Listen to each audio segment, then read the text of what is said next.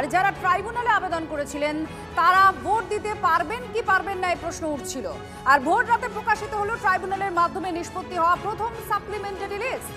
এই মুহূর্তে আপনাদের সেই পেজ লেআউটটা আপনাদের দেখাচ্ছি, যার মাধ্যমে কিভাবে কি পদ্ধতিতে আপনি যারা আবেদন করেছেন তারা ক্লিক করলে জানতে পারবেন নাম কোথায় আছে, কারণ দুটো তালিকায় প্রকাশ করা হচ্ছে।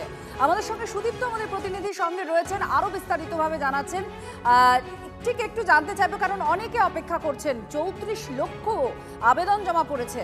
প্রথম দফার ক্ষেত্রে যে সাপ্লিমেন্টারি লিস্ট আপাতত ট্রাইব্যুনাল বের করেছে, প্রক্রিয়াটা একটু বলো যে কিভাবে জানতে পারবেন ভোটাররা, আর কি তালিকা কি থাকছে তালিকায়।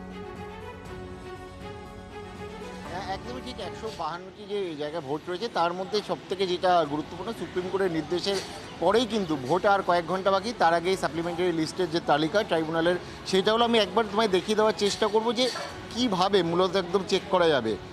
গৌরব, এটা একবার দেখানোর জন্য আমি বলবো গৌরবকে। প্রথমেই যেইটা রয়েছে, এই যে আমরা যদি গুগল খুলে সিও ওয়েস্ট বেঙ্গলটা একবার ক্লিক করব।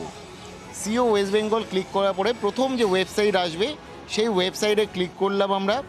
ক্লিক করার পরে এই নিচের দিকে একটুখানি আমরা ধীরে ধীরে যখন যাব, এই যে রানিং ট্যাব যেগুলো রয়েছে, যেগুলো একদম রানিং হচ্ছে, এখানে লেখা রয়েছে ট্রাইব্যুনাল সাপ্লিমেন্টারি লিস্ট।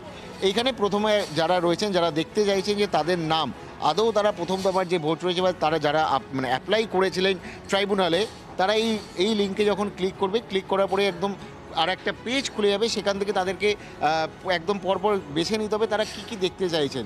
সেখানে তাদের ইয়ার অফ রিভিশন, সেইটা যেমন 2026, সেইটা দিতে হবে। তারপরে রোল টাইপ, যারা অ্যাপিল করেছিলেন, অ্যাপিল কোন মর্মে করেছিলেন, tribunal delete number, list 1, adjudication, কী ধাপ রয়েছে, তার মধ্যে থেকে যেগুলো রয়েছে সেটাকে একটা তাদেরকে একদম সেখান থেকে একদম তাদের যে রয়েছে সেটার মধ্যে ক্লিক করব করে, যে ডিস্ট্রিক্ট কোন জেলার তারা বাসিন্দা।